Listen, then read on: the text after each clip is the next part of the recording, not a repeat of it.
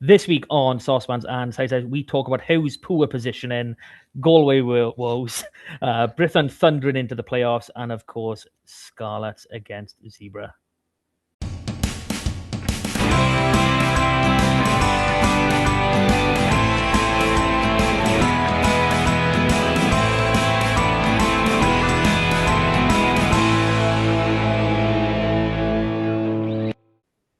Hello and welcome to this week's edition of the Sosbans and Sidesteps podcast. Joining me, Big M, as always, the one and only Mr. HG Rugby and new John. Good evening, my friends. How are we? What happened to Jon Huw? I liked that one. Oh.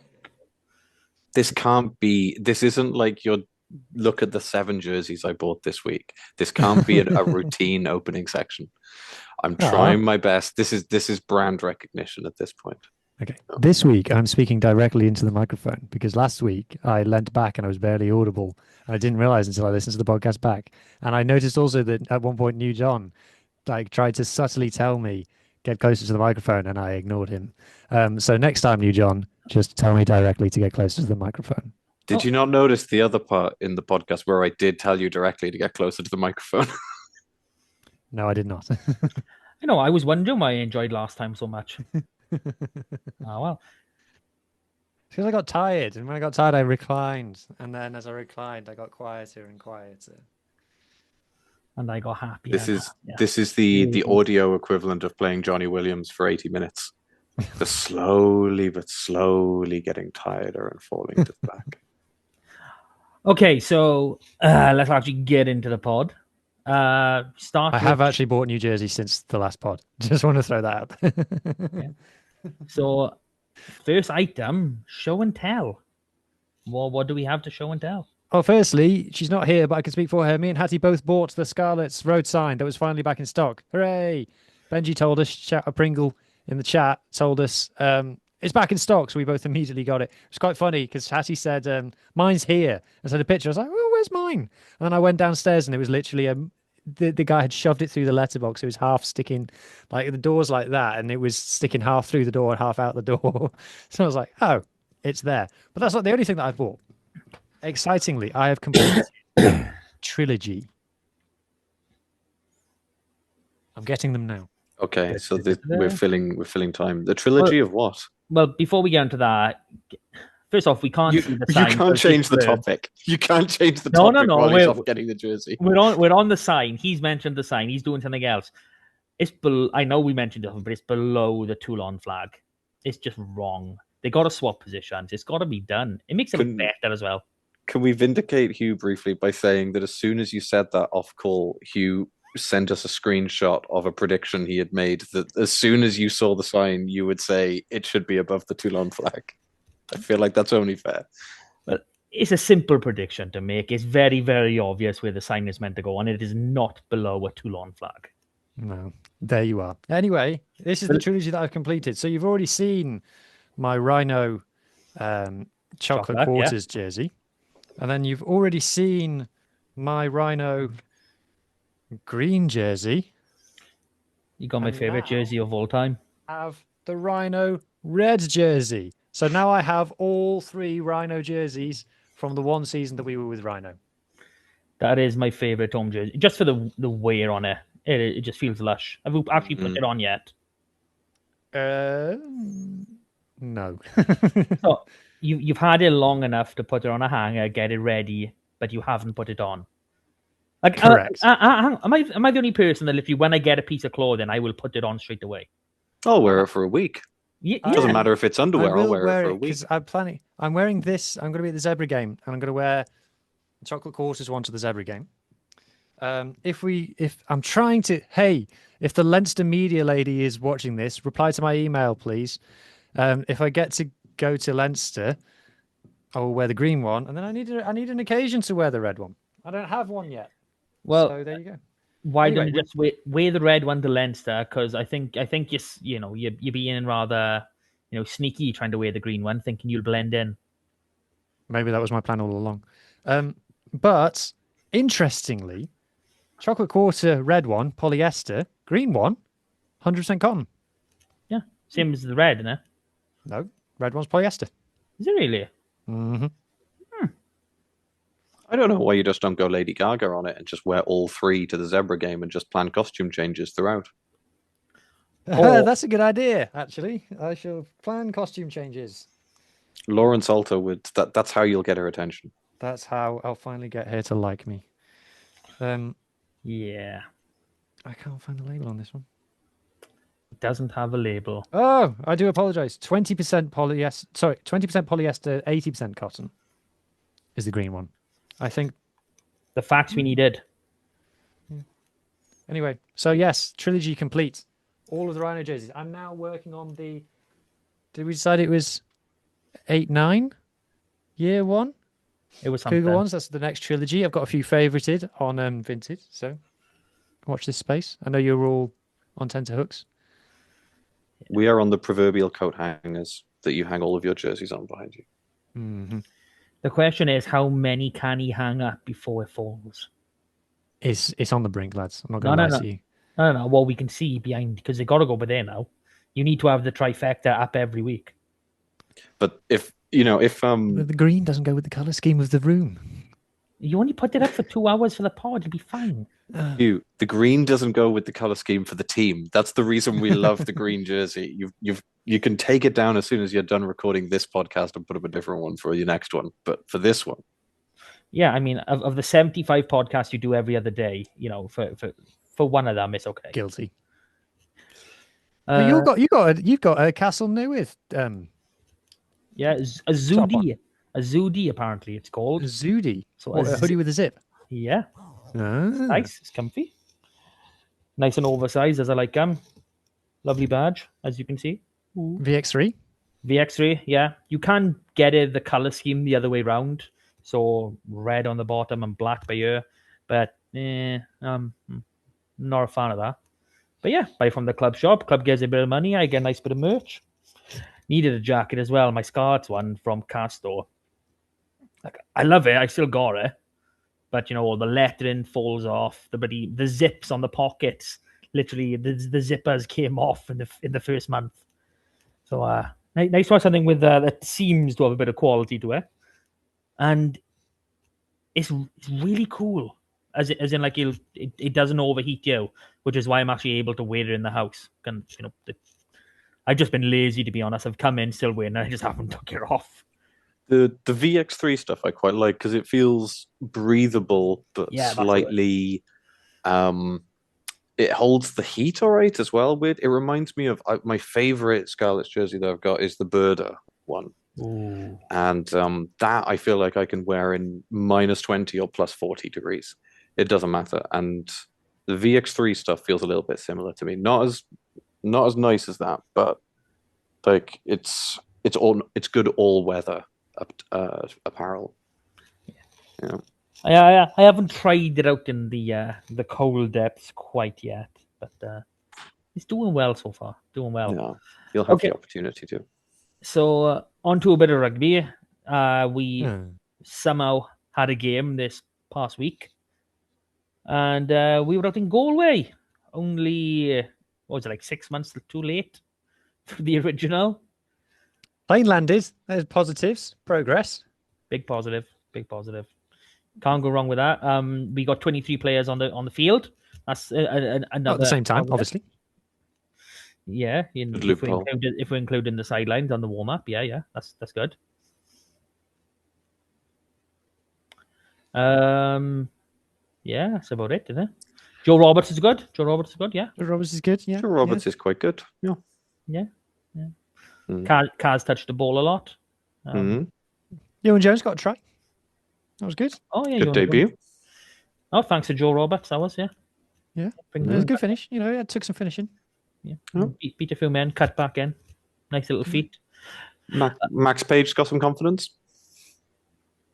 Yeah, I thought. Yeah, gutted about the try that was ruled out for that, which is a little bit. I can't remember. Over on it. I've already forgotten. Jack Davis. Jack Davis, yeah. So, I think something to bring that is brought up from the selection for this game that needs to be discussed is our fullback issue, because when the squad is here, when all the boys off international duty are back, Blair has been out incumbent for about a year, maybe a bit longer now. We've seen Jack Davis have some really good performances in that jersey, and we put Ioan Jones at 15 when we had Jack Davis in the same 15.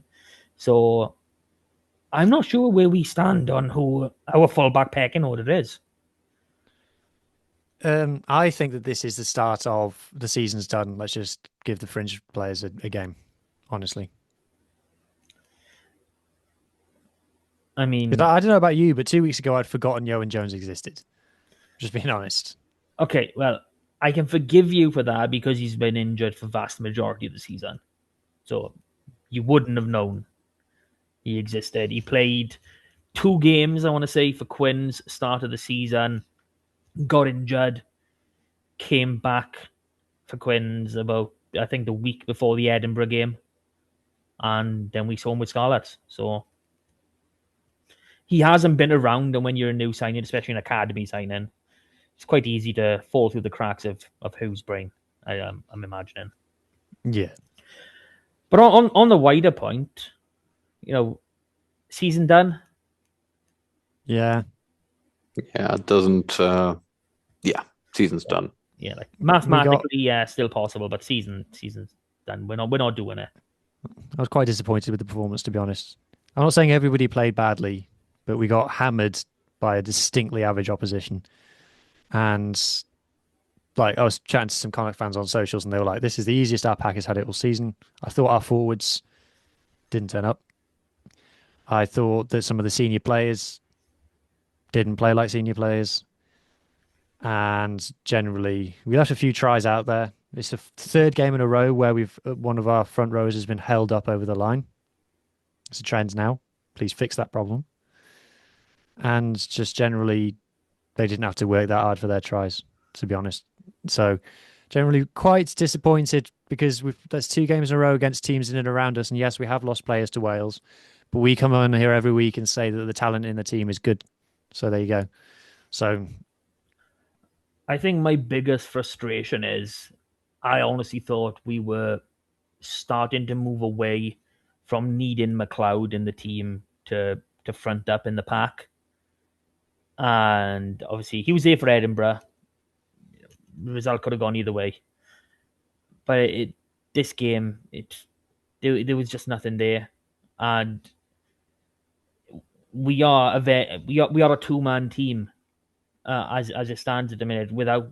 As soon as we lose Costello, the back shape starts to go, and then we lose McLeod, everything else just drops off with it.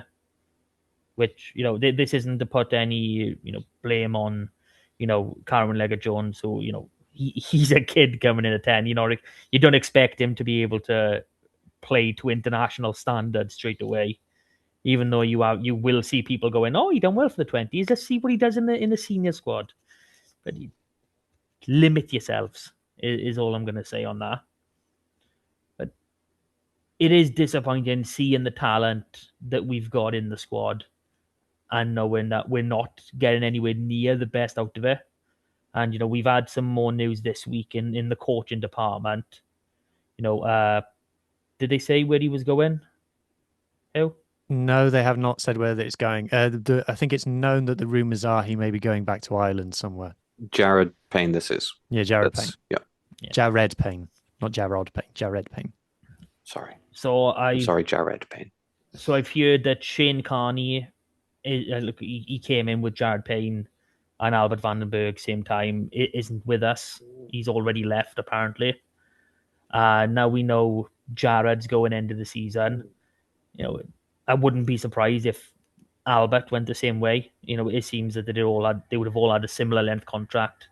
So I'm putting 2 and 2 together by year. I might be coming up with 12, but so just bear with me on that. So, I wouldn't like to lose Albert Vandenberg, though. No, wouldn't like to lose him. It's not so much who I don't want to lose. It's more like, who are we going to get? How are we, how's recruitment for coaches in this economy? That's what I'm more worried about, is who we're going to get instead. Because we know we've been at least a coach down for over a year. We've seen the impacts that just having Nigel come in has made. and how suddenly it feels much more functional. And having an experienced guy with his hand on the tiller and stuff. So now, if we're in the business of looking to recruit a defense coach and a strength and conditioning coach, and who knows what else, where are we going to get them from? It's like you said, it's the entire environment around Welsh rugby at the minute that's would make it difficult to attract anyone. I'll be honest, even Welsh coaches, unless they're making a step up for the first time, why would you want to come back into this mess right now? I'm as long as there's a long term plan, I'm as in by not next season, but the season after. I think we're gonna have to just make do with whatever we're given in the summer, which isn't great, obviously. But I'm really hoping management have got a long term plan of who's coming available, who can we get, etc., and we actually have a decent team coming in a year summertime, because I don't think it's going to be this summer. I think it'd be a miracle, and massive plaudits to them if it does happen this summer. But I can't see it at the minute. No, it feels like it's unlikely, and we know that even in club rugby, that coaches generally tend to move in cycles. We're getting towards the end of a cycle now, of a World Cup cycle.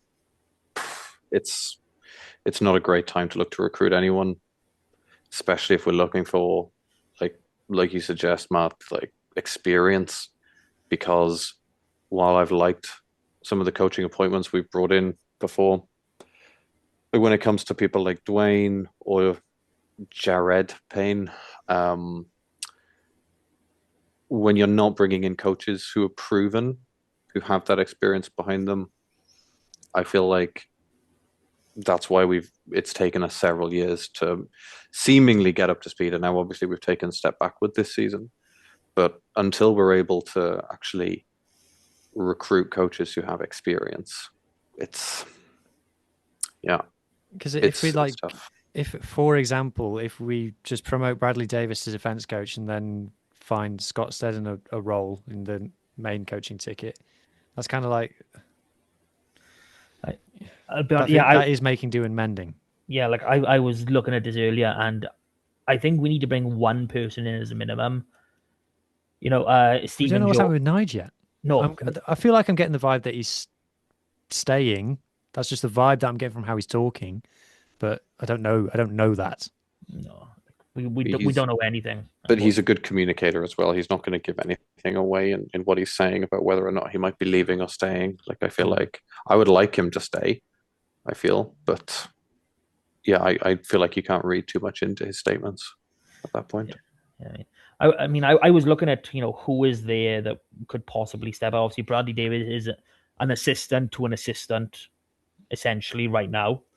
So that would be about Sneds is working transition and skills, so another bump. Other people we've got in the system, Tom Phillips, is doing a decent job with the Quins forwards and our under 18s. Possibly for him, Yoan Cunningham is someone we might actually look back to. I thought, there's Richie Poe, who's with the under 18s. Di Flanagan, possibly. Stephen Jones is, now interim head coach in Newcastle. We've missed that boat. I'm gutted. It's I don't know. I think if you named interim head coach, you're generally not there the next season. No, he's going to be there. You think? Yeah, but as head coach, I would have thought if they wanted got him plans for that guy. I thought Greg was head. Oh yeah, Greg is going to be head coach. Yeah, he's going to be Greg is going to be director of rugby. I think Stephen Jones will be head coach of then the Newcastle project. But just name him head coach then, instead of naming him interim. If that's your plan. Let's see what happens. Give him my prediction. I'm sticking with it. This is our second week of being a Newcastle Red Bulls fan pod. Well, they got one less dick in their coaching team now, so that's unfortunate, isn't it? That didn't go out on the podcast, so that's very confusing to everyone. Sorry, peoples. Yeah, I made the observation last week when we finished recording that 2/3 of all senior coaches in Newcastle had a euphemism for penis in their name, and now it's down to half. Sad times. Yeah. Well, let's give it time. Let's give it time. Has anyone heard of a Townsend? Richard Cockrell is looking for a job. I will say that he's available. So Dick Cockers is out there. Nice. So anyway, but back to Scarlets losing to Connacht. Oh, really? Yeah, we weren't very good. We left about 3 or 4 tries out there. We did play some nice stuff at times. I thought we played a bit too much in the middle of the field. I'm not blaming Kaz. I think probably Sammy says, "Oh, crowd or box kick it," a bit earlier. I think we played a bit too much. I thought that Archie Hughes made a great impact when he came on. Yeah. And it's now, I don't mind Archie Hughes being better than Gareth Davis, but I would like the gap to be smaller. I would like Gareth Davis to be not a clear step less good than Archie Hughes at the moment. Well, that's quite a big statement coming from where we started the season, and I don't think any of us are in disagreement. And it's not even a case of Gareth has like shot down massively. I just think he's off form a bit, and Archie is, he's spread his wings. That's all he's done. The Falcon has taken flight. Yeah, he really has. I don't know if anybody in the pack played well, to be honest. I thought Jared Taylor played well. I felt like there was no clarity at ruck time. If you look at the stats, particularly for last season, like Josh McLeod is the Scarlets ruck. if there's a ruck in Llethley and Josh McLeod isn't at it, it wasn't a ruck. It never happened. And I felt like with him not there wasn't clarity about who was doing what. And we saw Fletcher Anderson going into rucks a lot. And I was like, hey, I don't want you rucking. I want you studs, a first receiver, ready to make post-contact meters. What did you think of Fletch being made captain, especially with Johnny Williams and Gareth Davis both in the team? I believe I said to both of you when the team was named, and I've had similar discussions with other people, you don't name somebody captain, especially someone who's only signed for a few months, who's going to be out the door in a few months' time. Unless they're using that as maybe an incentive to keep him, I can't see why you would possibly do that to someone who inevitably might only be with the club 8 months out of the entire career. It must be an incentive, I would imagine, because if he'd already signed something, or if we already thought it was there, that it would have been out by now. You would have assumed, unless it's literally just, oh, you're going to leave us at the end of the season, but haven't you been fantastic? Here's an armband. Here's an armband for the away trip to Connacht. Doesn't seem logical. So, like, I would assume that negotiations are ongoing, and this is a carrot. I'd like to think this is part reward rather than carrot. I like to think it's been signed. It's just waiting, because we know these deals get signed, and then we are literally waiting months to hear anything. Because obviously we have our Tuesday specials that run more or less every week from late April, May till the end of the season, or whatever it is. We seem to do something like that every year. Apart from I think Blair earlier this season, was it? Or last season, where it was randomly early. We tend to do all our announcing at the back end of the season, regardless of when the actual deals are signed. They made us wait for months for Sam Costello, didn't they? They really, really let that one go on for a long time. But yeah, so I thought that was interesting, that appointment anyway, that they made that decision. Which I think Joe Roberts was our best player on the night. Did you say? Shall we look at his try? Yeah, let's look at his try. Please. It's actually quite funny because I was speaking to someone on Thursday night about Joe, and they were saying they were worried he might have lost a step of pace since nice his last. Yeah, you can't forget the chip and chase. Yeah, Johnny Williams does what he does best: passes the ball to Joe Roberts, and Joe Roberts scores. He's got good pace, and he set up Johan Jones's one as well. What is going on with Joe with his hair and his 5 o'clock shadow at the moment? Is he okay? What's going on? He's becoming a man. He's 25 now. He's he's probably finally moved out. His mum's not controlling him anymore. He doesn't have to get his, two on the back and sides. He can do what he wants, and he wants to look like a man. So you're saying no one's buying him his razor blades anymore? Basically, yeah. Yeah. Shame about the HIA. Yeah. Oh, did he come back on? Well, Did not, according to Rugby Pass, he didn't, but I swear he did. So Rugby Pass has been wrong a lot lately, so probably go with that. So Huw swears we get that. Yeah. Am I unfair on Johnny Williams? I feel like I'm bashing him every week, and I don't mean to. And I was thinking about this earlier, and I feel like if Gabe McDonald played like that, I'd be like, awesome. And even if Max Page played like that, I'd be like, solid, decent. I can't get over in my head that Johnny Williams is supposed to be an international level centre. And so I expect him to be in our top 3 best players every week. Well, you just hit the nail on the head right there. There's a standard, and obviously Johnny has set himself a standard, and if he doesn't hit it, which,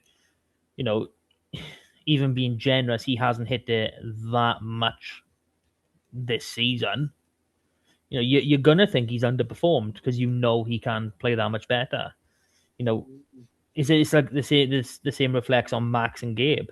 We haven't seen Gabe at all really, and we haven't seen Max consistently smash 8, 9, 10 out of 10 performances, consecutively. So you're happy with your 6s and your 7s. I mean, if I was going to say anything in his defense, I would say that you could tell that Carwyn, Leggett, Jones, and him do not have much of a connection yet. And that'll come in time, but I felt like there was disconnect between them on the pitch. And that's just literally because they haven't really played a great deal together. But that's me trying to search for an excuse for Johnny Williams as well. I do feel he's below par. I do think he's been off form for a long time. And coming next week, I feel like there's a conversation to be had about who starts at 12 and who starts at 13, and I don't think he's really in that conversation. Well, this is it, and it kind of comes into Joe Roberts as well, because I feel like Joe Roberts is too good to be the 3rd best centre at a Welsh region. That's kind of what he is at the moment, isn't he? Look, I mean, I do still think he's our best 13. I don't think Eddie is far off now. The way he's developed defensively at 13, considering he has done it on the international stage, is quite scary how fast he has adapted and adjusted to it. So,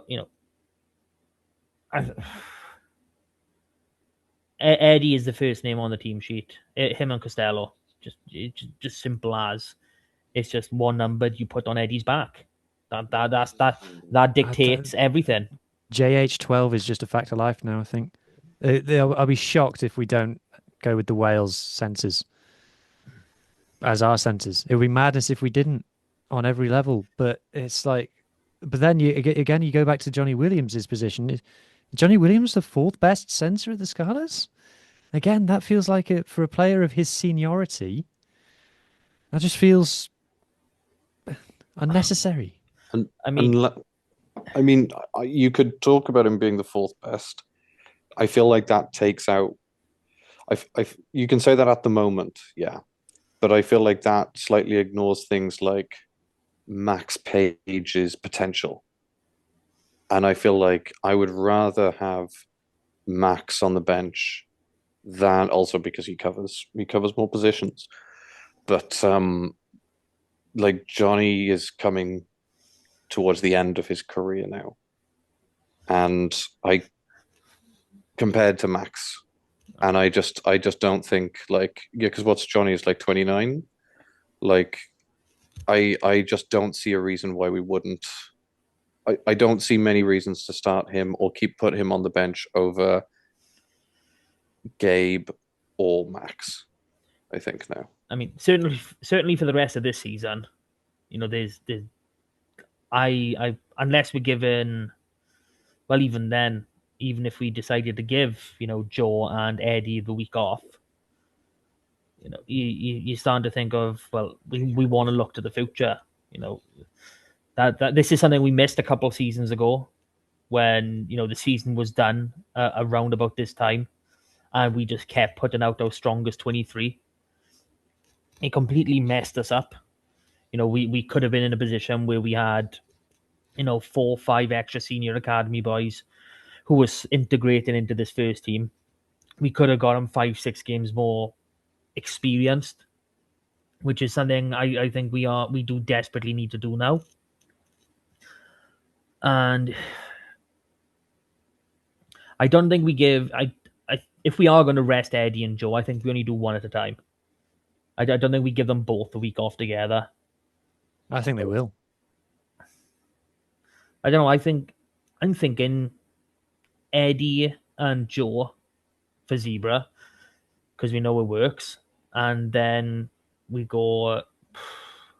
You mean you can't just say Joe? That's too confusing. You mean Eddie you and mean Joe you want Roberts. Eddie at 12 and Joe Roberts at 13? No, I think it would be Hawkins because Hawkins has only played 4 games. Eddie's played 5. They both need a rest. They're just coming off the Six Nations. I think There's only they'll been rest one. both. I think they'll go Johnny and Well, Roberts. actually, we got 2 weeks off with the Europeans in a fort. Well, in after the 27th, we're not in action again until the 18th of April. So that's a big ass gap.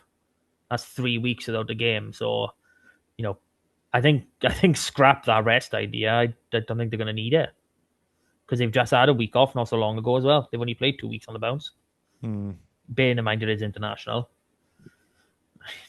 It's a tricky position. But it's a bigger question, more than just like who plays the next game. The bigger question is for those players as well, because like I said, Joe Roberts is too good to just be the third guy, the third wheel.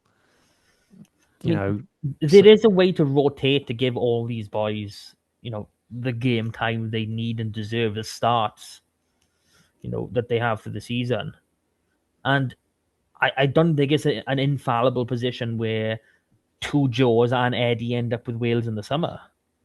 Because, you know, Joe Roberts keeps up the performances he has. Like, I was surprised I know he was injured in January, but I was surprised he wasn't at least looked at for this campaign, being as though, you know, before the Eddie getting established as a 13, there was no real 13 option in that Wales squad. I can see us having some games with Eddie at 12 again and Joe at 13.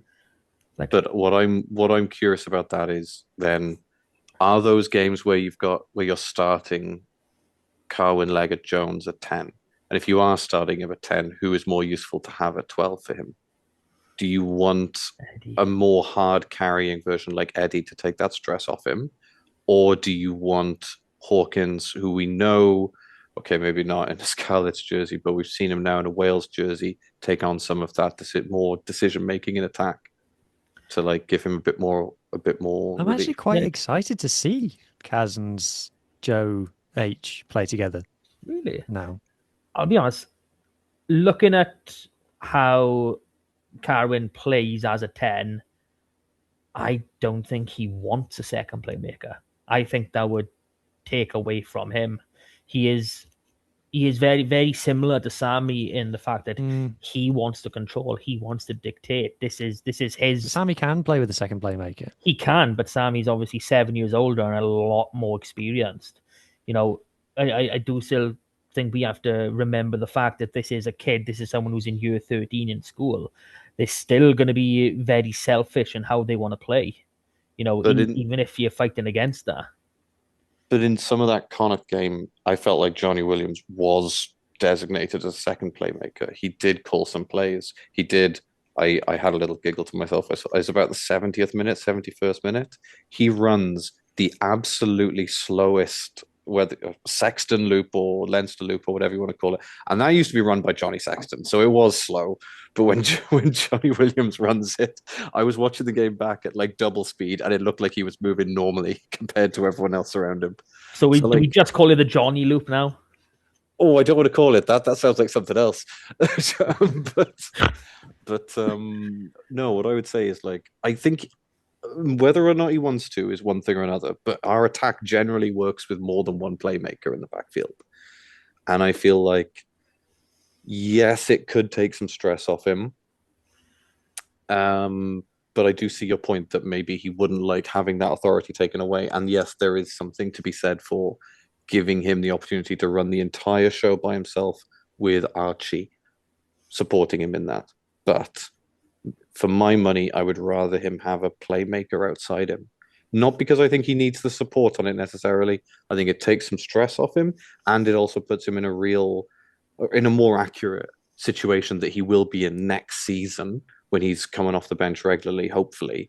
And that's who he's got outside him. Yeah. I mean, we've kind of segued into it anyway now. So, Scarlets for Wales. What was it? 5 players this last week? Is that how many were in Yeah. for the Italy win? Um, Elias, yeah, Elias, midfield, Ellis, and Blair on the bench. So for the oh no, he's back. I thought he was going somewhere then. Never mind. So obviously Blair and Elias on the bench. Mm-hmm. How do you think? Elias is re-established. Like, he's behind Derry Lake, who's Wales captain, but he's re-established himself as the 23 player. Yeah. We've moved on from the Liam Belcher days. Thankfully. And he's also, I'm not saying he's responsible for it, but like having some competition in that hooker shirt, I think has been really good for Lake. And having someone who's actually pushing him potentially is much more beneficial than when Belcher was there. Yeah, like for my money, I think if Jack Morgan was fit and he was captain, I think we would have probably seen Elias start the France game. Just not this that game potentially, yeah. Maybe, yeah. Because obviously, when you have that competition, it's great. But when you've also got that captain's armband on you, you're not untouchable, but it's going to take one hell of a shocking performance to move you out to that number 2 jersey. But yeah, Elias has really found himself again this season. I think he was going through the motions for about 2-3 years, like just didn't seem himself. And this season with us, since he had an injury niggle early on, and he's been absolutely outstanding, and he's carried that on in a Wales jersey. He's been absolutely brilliant. Yeah, 100%. It's been good to see. Which is good because it seems like we are. Wait a second, that's a question. Sorry, I know we were on to Wales chat, but now I'm trying to rack my brains because I can't remember.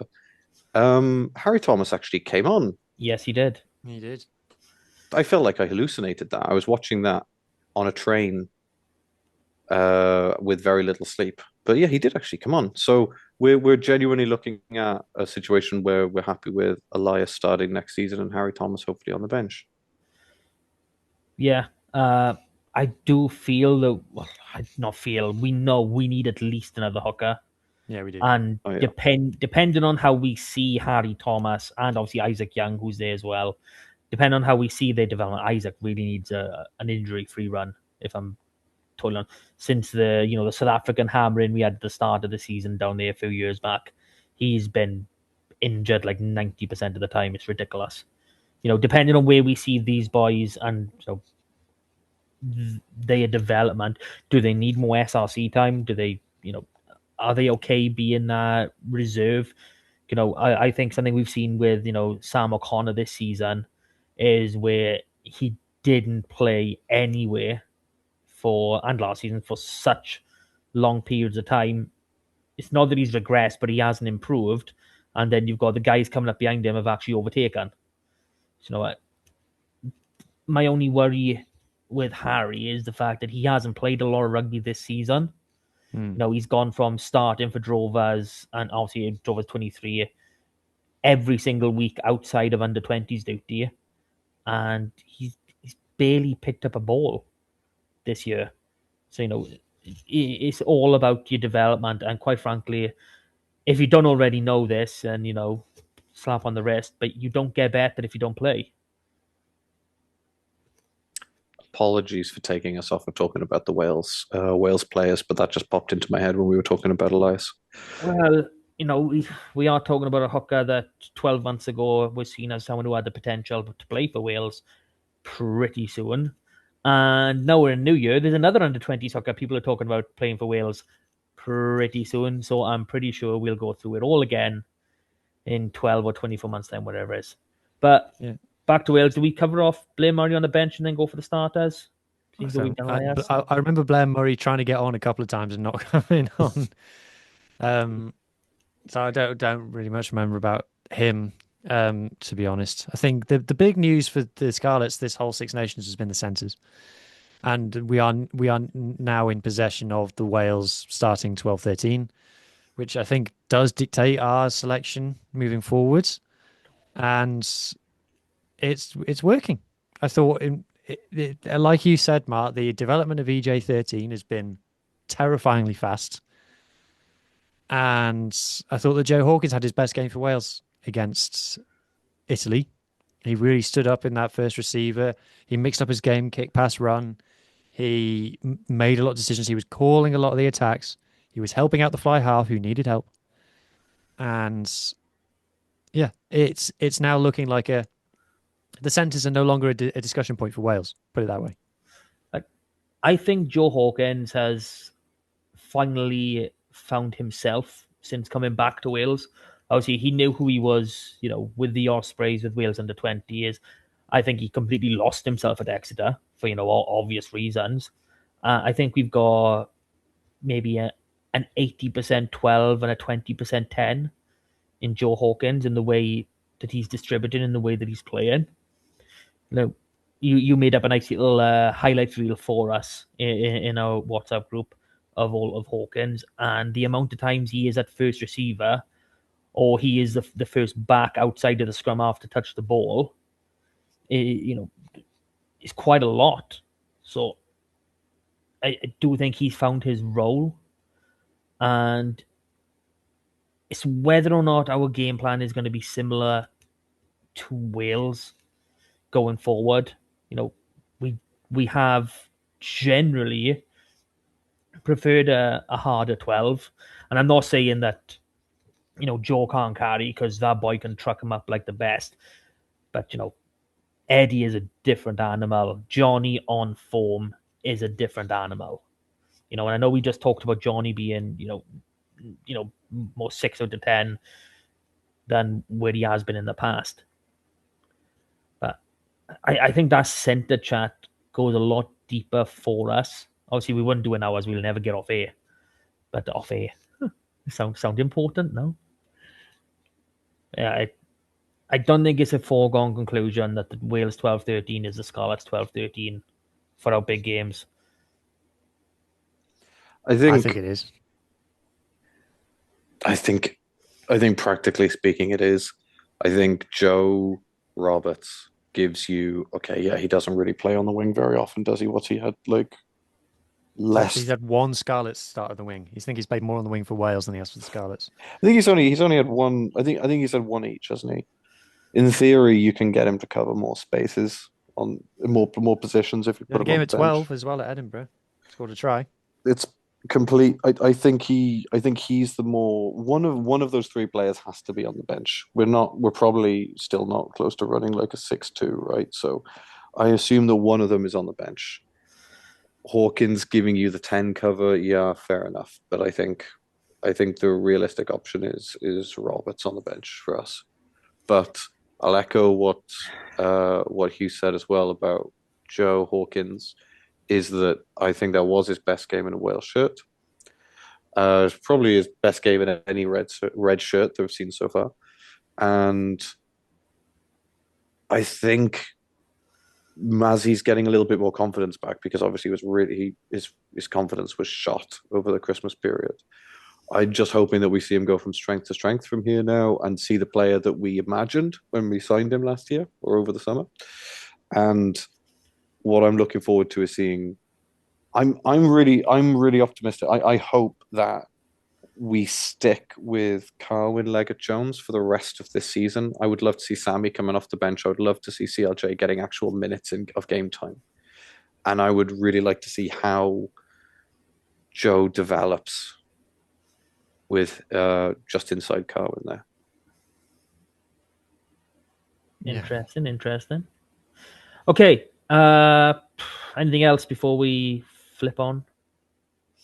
No, Ellis Mees, the one we haven't spoken about. Yeah, but Ellis is just awesome. Like, Didn't get much in attack. Didn't get many runs. The stats actually say that he did more than it felt like when I was watching him play. I think defensively was where he stood out against Italy, which was name checked by the comms as well. It's still not amazing in the air. He still needs to work on that. But yeah, nailed down that Wales starting spot. He's just such an intelligent player. It's always stood out about him how intelligent he is, and that shows. And he's a player that other fans remark on a lot. That I hear fans of other teams go, "Ooh, at least me's good." So, yeah, Ellis Me, very good. It's that traditional left wing v right wing. Generally left wing is more attack based and your right more defensive, and that is a massively strong area for Ellis. The way he reads the defensive line. Like, I'm not advocating for him to play 13. Like, I'm not, but I do think he's someone who would be capable of doing that. That's just the level of his defense, that intelligence, that ability to read, and his tackling is very, very good. He goes low a lot, and for someone who's 6'4", that's an achievement and a half. I mean, aerially, he's been a pro a little bit over 18 months, so he's come from a semi-pro background, which, let's be honest, is paid amateurs. That's what semi-pro generally means. I know you train the exact same amount as an amateur.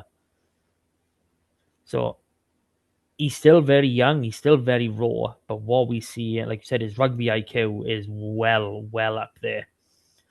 And if you want to see him scoring tries, either stick him on the left wing or use him in a lot of starter plays, like we have done last season. Brilliant off the back of a line out. Yeah, or give him a center next to him who'll kick down the line after taking two passes, and then he'll chase after. Like, was it after Northampton, in the Northampton game we saw him do that a couple of times, or was that him showing and going? I can't remember. But he had some really good runs against Northampton in that right wing position. I do think he is slightly he is underutilized in the Welsh attack. But obviously we haven't really seen any starter plays from Wales, to be honest. Whenever they've gotten down into the 22, it's all been kept in the forwards. So you've seen the tap and goes and stuff. So we haven't really gone to the backs on attack. Maybe that's got something to do with the fly half situation, but well, no, because you can't say that, because it did go to the backs in the 22, and it was scored by the fly half. Who for some reason wasn't in the first receiver position. But those two things, there's no logic to those 2 points of data at all. Yeah. All we know is that normally Wales don't pass to the backs inside the 22, and then when the 10 wasn't in the first receiver position, for some reason it got passed to the backs. So look, just ignore that. Just make of it what you will. Okay, let's pass on to the next item. Brython Thunder. Yay! Well, hey. Can I just shout out Scarlet Socials for really pushing Brython Thunder, and Rob Lloyd doing a match report for them as well after the derby. Really showing that they are Scarlets women in all but name. And there seem to be, four Celtic Challenge levels. I'm not saying there's thousands of people there, but there seem to be a few people there for the derby. And I think the headline is four or 5 wins in a row. 5 wins in a row. 5 now. And 4 tries conceded in those 5 games of rugby. Nilled our local rivals. Doesn't matter how many we scored, we nilled them. And turned the season right around. Got some good players in. Got some PWR players in. Courtney Keats, obviously being a big one that made a big difference. I still think that Seren Lockwood is our player of the season, in my opinion. And just really happy to see the girls get in. It's a shame not to get third in the table, but it doesn't matter. It just means we'll have to go to Ireland and beat the Wolfhounds again. Yeah. And do have to point out this is the first time we've won a Welsh derby. No, we've lost all other 5 games to Gwalia. No. We beat them in the season we had Alcal. We thrashed Did them at we? the park. Yeah, you remember that's Sean Harris kicked the drop goal.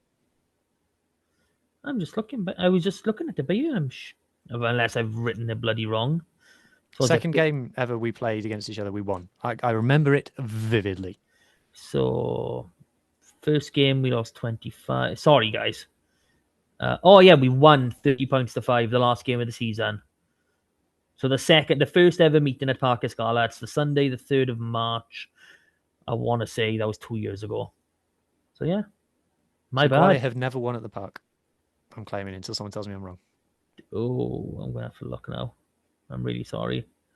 But we've also nilled our opposition in 2 of our last 3 games. Oh, we have lost at the park. Never mind. Yeah, but it was over Christmas, so that doesn't count. They were, they had full bellies, so the park does a great Christmas dinner, so it's anyway. So yeah, the game itself against Gwalia, I think, tightly contested. We left a lot of tries out there in the first half. I think it's fair to say should have been about 28-0 up at half time, but got the job done in the end. Got the job done in the end. That's all that matters. So, are we ready? I'm strapped in. Just strapped in. Yeah. Do I click the button? I'm ready for the great roller coaster that is my Monday evening every week. Okay, well, it's not going to be as much of a roller coaster because blah blah. It's 6 nations. We don't get as many games. So here we go. And that looks awfully small. Oop, on me. Shall I make this a bit smaller? Why am I so high up? Meh, that'll do. Okay, starting the SRC now because obviously the Cup malarkey is all done and dusted.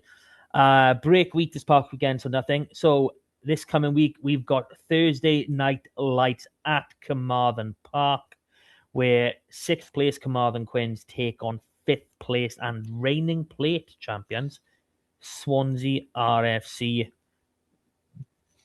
Context of the SRC, this is a huge game.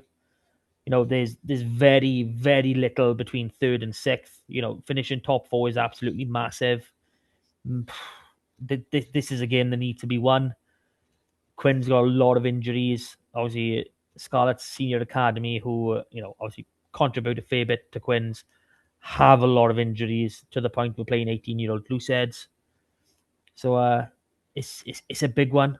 And, SPED Rec, YouTube, wherever you watch it, even if you can get onto Carmarthen, that'd be even better. Watch this game, Thursday night, 7:30. On to Saturday, Llandovery are travelling to the Brewery Field where they will play Bridgend. Oof. Good game, I'll be. Okay, into the Premiership, the last set of results we had. Shettley Wanderers winning 44-36 away to Bargoed. Llangennech 34-33 winners at home to Cardiff Met. And so close to a clean sweep. But Narberth narrowly missed out 19-22 at home to Merthyr. Cracking result, that is. Saturday, Shettley Wanderers at home to Pontypridd. Llangennech travel to Merthyr. And Narberth travel to Astrid Tough set of fixtures for those top 2 were there. Championship West, it's been a nice little break for Newcastle Emlyn. They've had a couple of wins, and their last one was away to Gowerton, 21-16. Crymych, after winning their first game and then drawing another one, went down 35-7 away to Dunvant. This week, we've got Aberystwyth at home to Gleneach, Ammanford at home to Gowerton, and a bit of a derby in Crymych against Newcastle Emlyn. Over in One West, last fixtures, Tenby winning 45-7 away to Lampeter, and 1 12, Swansea Uplands 33. So a one game midweek now to talk about. We've got Hendy against Lampeter, which is on Wednesday. And then straight fast forward to Saturday, we got Barryport against Larne, Kidwelly travelling to Lampeter, St. Clair's hosting 1 Hendy travelling to Swansea Upland, and Tenby hosting Vellinvole. To West, there's been a few fixtures, and I had to keep this up because producer Lee did put it in the group, but he didn't realise that Aberdeen had an even bigger win the week before, so I'll call it out anyway. So to West, Carmarthen Athletic 101-12 at home against Whitland. Pringles Bont 124-18 at home to Pencloud. And then I want to say this past weekend, we had to Croyce 21-0 winners at home to Pencloud. On Saturday, we will see Aberaeron at home to Whitland, Carmarthen Athletic at home to Pontarddulais, to Croyce travelling to Lucca, Nancaredig home to Bettos, and Fishguard travelling to Pencloud.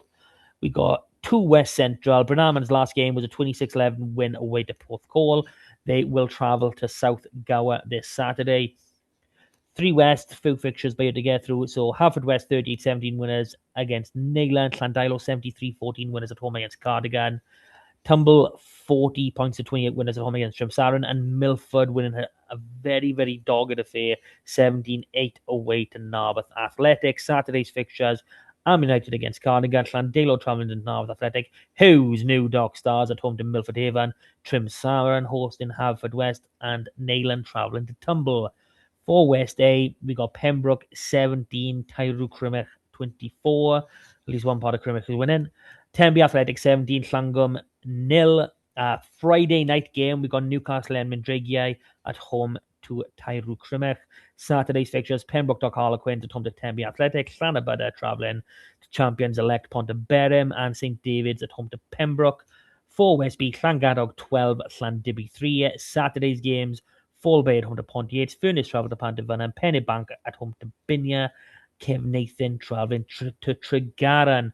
Over in the women's game, the last result we have was Buryport 44, Carnarvon 26. No other fixtures showing on All Wales Sport at the minute, but there are games to be played, so expect that to change. Down in the Championship, Haverfordwest winning 41-19 at home to Whitland. Sunday's games, we got Haverfordwest travelling to Sengenick and Whitland at home to Anisabul. West Wales League, just the fixtures again on the Sunday. Newcastle Emlyn travelling to Morriston, Tumble at home to Pembroke. You can see our little youth section below. Just the one semi-final going ahead this weekend that I'm aware of. There might be more. So we got Am United away to Bargoed in the semi-finals of the Cup. And just a shout out, there were 2 Am United boys playing for Wales 18s this past Saturday. And that brings the community to a halt. All done and dusted, boys. How are we feeling after that roller coaster? Windswept. So- as you can see, incredibly windswept. So quite obviously, Pringle is Pontarddulais. Huw, obviously, he sponsors New Dock Stars. That's why they're Huw's New Dock Stars. You know, I'm wearing Emlyn, merch for you. I got Carmarthen gear as well. Is new John Newydd, is he Kidwelly, or does his heart lie somewhere else? No, my heart lies with Kidwelly.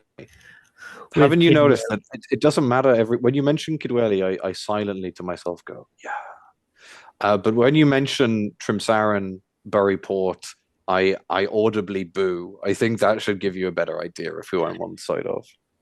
Yeah, that makes a lot more sense. And if you're from Buryport or Trimsaran, I'm not taking it too seriously. He's taking it very, very seriously. You should hear the way he talks off air. I was just doing this for confirmation. It's not their fault that that's where they're from. It's just how it is. Like, I'm not from Buryport, but my kids kind of went to Pembrey, so Pembrey's different. Yeah, but the train station is called Buryport and Pembrey, or at least supposedly. So is it mixed? I don't know. I've taken enough flack from you from being from Kidwelly that you can take a little bit of flack from me that your kids might have spent some time in a place where the train station shares its name with Buryport. Tell you what, my eldest did go to, oh my god, I've forgotten the name of it. Oh, the shit high school in the middle of Buryport. Glanamore. That's the one, Glanamore. She went to that shit all. And yeah, no, not great. So you can give me a lot of flack for that. A lot of flack. Okay, back to Huw's neatly posted agenda. We have a Zebre preview to get through as we've hit the hour mark. Like, share, subscribe, do your thing. Oof, season's over, boys. Are we just going for kids, or are we still mixing it up? What do we want to see? I don't know. I wonder if Costello's fit. I would like to see him play because he just hasn't played that much, and I love him. And I like to see Tommy Rog get a game. He hasn't played. I'd like to see Josh McLeod get a game because he hasn't played that much. Blair Murray probably as well. That's kind of it. And I'd like to see the senior players who didn't perform against Connacht stand up. I've already earlier nailed my colours to the mast. I would rather. I think the season's gone, so this, from my money, needs to be an extended preseason Yeah. for us now. I want to see us planning for not what does our 15 look like next season, but what does our 23 look like? What does our extended squad look like? For me, I would rather, even if it's going to be a bit of a baptism of fire, I would start Harry Thomas in this situation. I would start Carwyn Leggett-Jones. I would start Archie. And then I think elsewhere around the park, I'm looking at strength just so that they're not lambs to the slaughter. But those are the positions for me that we really need to work on bringing through our younger talent. Like Archie is comfortably now, I think, in the eyes of the coaching staff, still second choice. So, which means I think he got. Well, I'm not. I know Huw. You want to say that he should be first choice, and I agree with you. But I still think he's second choice to our coaching staff. Like I kind of emotively responded to the Connacht loss and nailed my colour, so to speak. So there's a few boys I think that need integrating now. Or whether or not they're ready for next season, obviously, is a different question. You know, some of them are quite young, I would admit, and I know some of these boys are injured. But obviously, Josh Morse, he's one that needs to be. I'd start him every game now. You know, it's not official, but we all kind of know Alec Hepburn is off, which unless we're bringing in someone very, very good at loose head, that does mean Josh Morse will be our second choice. He needs a minute. He needs experience. That boy's got a high ceiling. And like you said, Harry Thomas. You know, I mentioned Isaac Young earlier. If he's back fit, you know, one of them has to be in the 23 at a minimum and getting game proper minutes. I'd like to see Gabe Hawley starting. You know, probably him and Harry O'Connor, Archer Holtz. As brilliant as he's been when he's been on the pitch, he's not been on the pitch a lot. And obviously Henry's not getting any younger. So, you know, planning for the future there. Will Evans is one, but he's injured at the minute. The second he's fit, and I'm hoping he's fit back end, we need to start getting him in ready. Because again, ball and lousy, you can't be relying on 2 34-year-old locks to go on year after year. Back row, we got quite a bit of depth in terms of our youngsters. We got Ocean Williams, who almost made his debut against Connacht at the start of the season before the game was postponed. Tian Sparrow, who obviously he was ill, he lost a year or so of his early career, so probably time for him. And Dom Kossuth, obviously New John's Dom Kossuth. Kidwelly's Dom Kossuth. You know, he's a physical beast, and he put in some cracking performances in that under 20s. And quite frankly, we could do with having a second 8. So let's give him, obviously, Carwyn Leggett-Jones you mentioned, and obviously the two boys are kind of fighting over the 15 shirt. It was Owen Jones and Jack Davis. No, I think those are boys that haven't been a regular part of our 23. We need to get them in position where they can slot into that, not an issue whatsoever. Jack Davis probably the closest to the lot, along with Josh Morse. But all of them need to be genuine options for next season, not just names to fill out training or to have as reserve. If something happens, we need to be able to call on them. They need to be able to step into a match day squad and actually do the business. Yes, I agree with what you're saying about Jack Davis and Owen Jones. I would like to see a situation where we could see them slotting in and out. I liked seeing Jack Davis taking on a more active role in attack in that Connacht game, and I'd like to see him do that a little bit more often, a bit more Blair Murray-ish. which I wasn't expecting to see from him, which was nice. I think I would rather see Jack Davis at fullback for this game in particular. Not that Johan hasn't done enough to show it, but I'm with you. I want to give people starts. I really want to give young boys starts now, but I don't see the value in giving too many players starts at the same time. What I want to see is I want to see rotation of players starting, and it doesn't have to be like a regular season game or a regular game now where you might see one player in the 15 and maybe another two on the bench. Like we can go with 3, 4, max for my money, 5 development players. You want to play Max at 5? That's bold. That's what I just think he could do it. I think he could do a job. We'll move He's got Max the enthusiasm Page. for it. He's got enthusiasm. He's got the confidence. We'll move him into 5. We'll move Max Douglas in at 13 instead. Yeah. The opposition I just won't be think expecting it. We'll give you that no, much. no, definitely not. Definitely not. Neither will Joe Hawkins every time he tries to pass, and Douglas is 5 meters behind him. I think we just need to make sure that we're managing that. And for me, the most important player who I would count in that is Carwyn Leggett-Jones. And so I would want to see him start. I want him to have first choice centers outside him. Because you just need to set him up for success. There's no point giving him minutes if you're giving him inexperience around him in the back line. So I think more forwards with Carwyn Leggett-Jones in there. As in more developmental forwards, more academy forwards, and then Carwyn Leggett-Jones in the backs.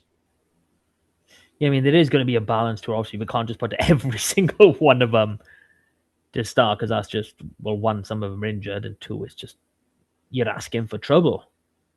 So yeah, there's a balance. So should we go for a 15? What we would ideally like to see? Yes, no, maybe. I'd probably go Chems, Elias, because he's only coming off the bench. Harry. Yeah, Hesitate. Then it's not much really point choosing the second row. You had whoever's 2 fit. Harrys to choose from that Mark wanted you to take, and you went for the third option. Right. Sorry. I would probably go in the back row, bring back in Josh. I don't really care who plays 6. And then Fletch, obviously, at 8. And then Archie, Sammy, if he's fit. Then I think they'll rest the centres. So Johnny and Joe are. And then Joe R? I like that. And then in the back line, I'd like to see Tommy, Blair, and Jack. Yeah, Jack. So Blair on the wing. Oh, Levin. Or Blair at fullback. Blair Levin. There you go. You don't get a choice. Blair's not winning 15 unless you've got like 1,000 injuries again. But that's my preference, obviously. So you're saying now that you view Jack Davis as our first choice 15? No, I prefer Ellis Mead to be developed as our first choice 15. But in terms of this season, right now for this game, I think Ellis Mead deserves maybe a little break if he's not going to be included. And I'd put Jack Davis in there if Mead's not an option.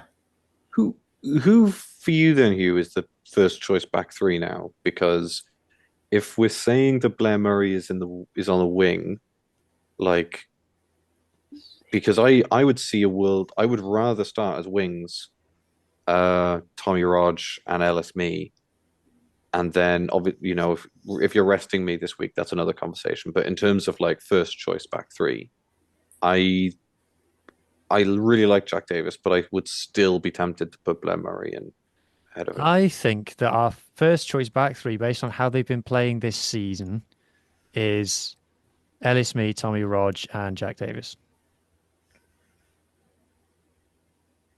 See, to be fair, when you say this season, and Blair coming back from injury, I wouldn't be upset with starting Jack Davis. I still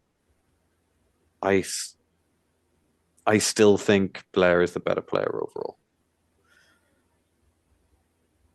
Yeah, it's harsh, and we're stacked with talent there. We've always said that we've got in the backs. We were absolutely tripping. Our players are tripping over each other.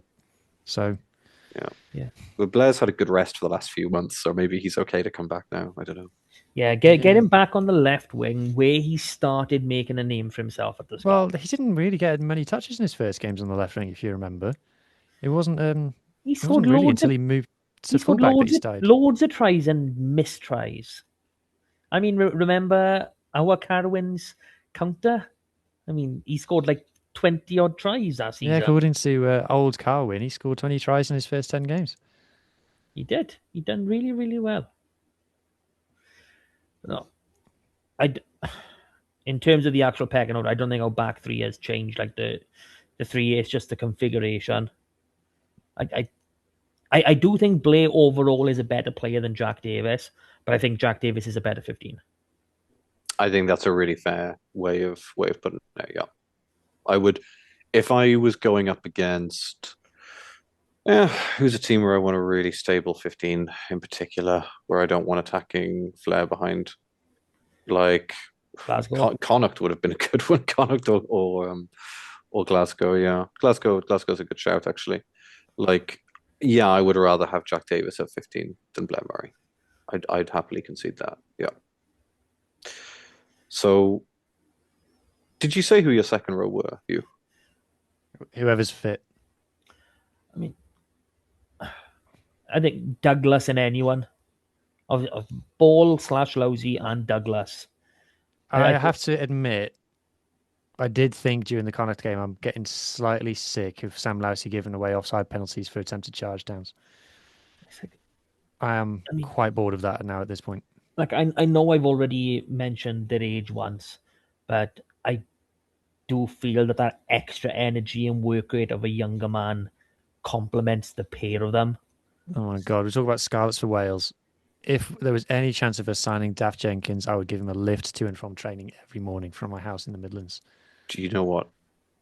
From now on, every time you mention that in the podcast or send that message in the group chat, I feel like there's like what's not a swear jar, a Dav Jenkins jar that we can just put one coin in every time.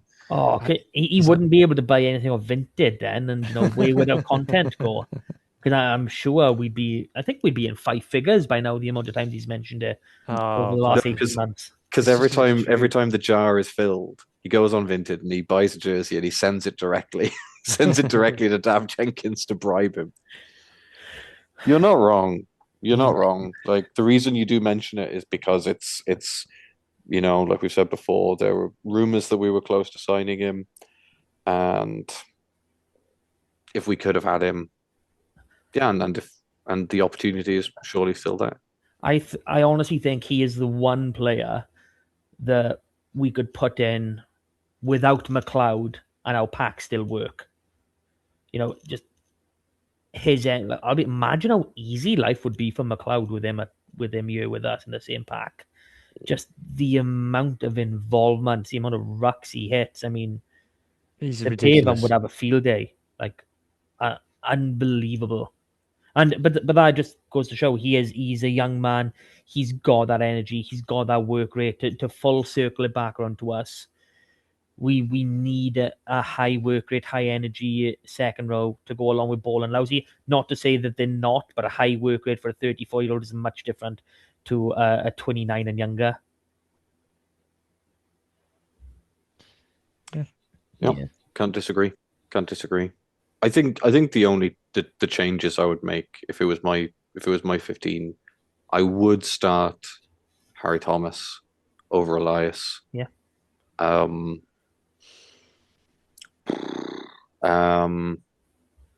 I'm struggling to think about what else.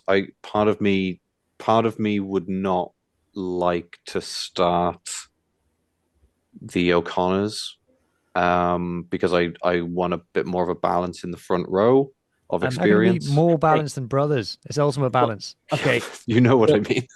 So I wouldn't start Sock. I would start Hawk. Because I obviously, I know I'm still reminiscing about him pre-injury, and he needs. It's the same argument with wanting Hawley in there. I want Hawley on the bench. I'd want those two.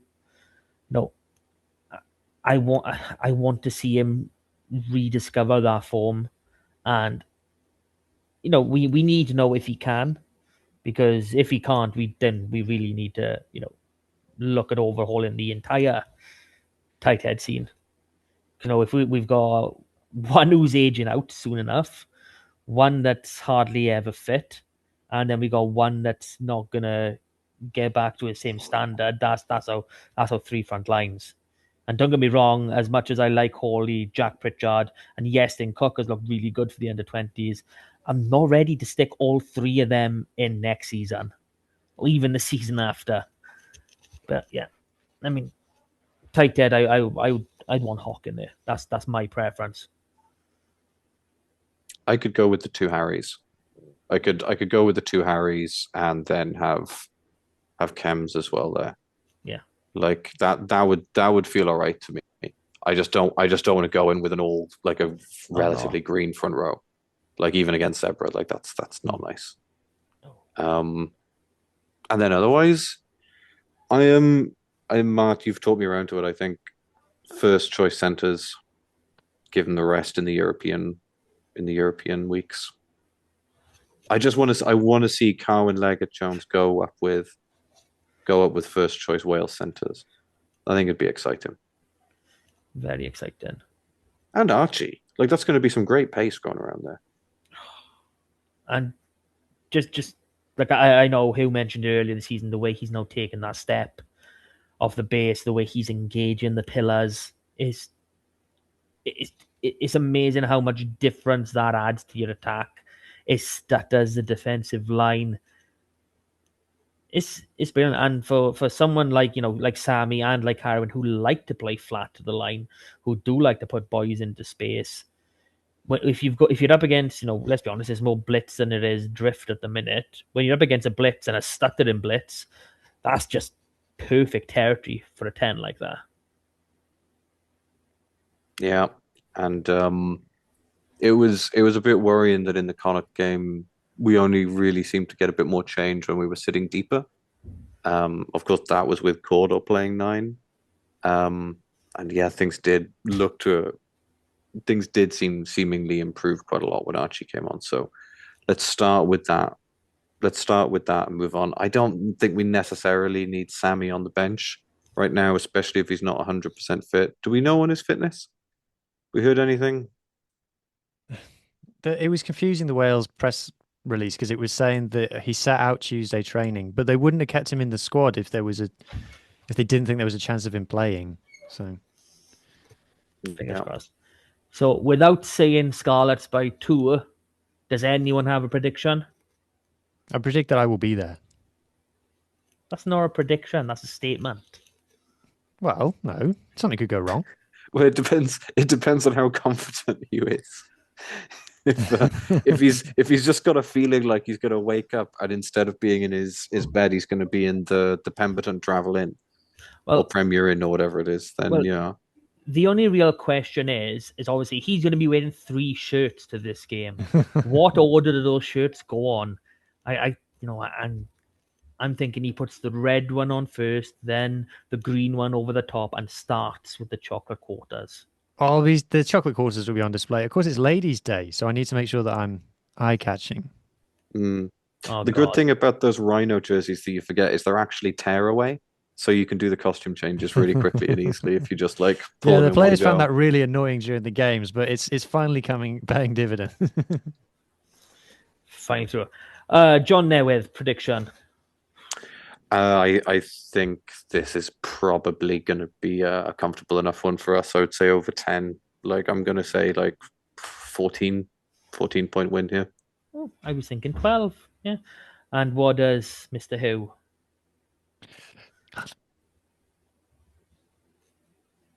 Did you say that backwards? He said Zebre by 2. What?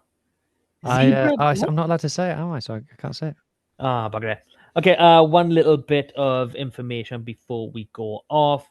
The annual Crease 16 Meet the Players event is this Wednesday, the 18th of January. It is March, yeah.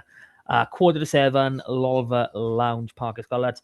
All you need to do is sign up to be a Crease 16 member, free of charge, crease16.com, I believe the website is, and register the event. You can go along and you will get to meet, let's make sure I got this right. So Nigel Davis will be there, Josh Morse, Jake Ball, Joe Hawkins, and I believe Fletcher Anderson as well. So Don't call him Fletch. don't call him Fletch. And No, to call him Captain, my Captain. Captain, my Captain. That's good. That's it. Captain Fletch. But shout out to Crease. They held an event with David James a few weeks ago. His book signing in I want to say the Tin House in Llanelli went really well. So it's good value for £0 and 0 pence. Just keeping you involved. And other than that, thank you boys very much. We are done. Yay. Right. Bye. Bye. Like, share, subscribe. Bye. Do your thing. We need a funny sound to finish off the show. We really do. Do you want? My dog is snoring right next to us. Do you want to hear that? Well, we need to be able to replicate it every week. Well, thankfully, I live with him. Here you go. Oh, he's on. Can we hear anything? If you're still listening right now, God alive, why? Okay, thank you guys for being with me. Thank you guys for listening, and we'll do all again next week and hopefully celebrate a win.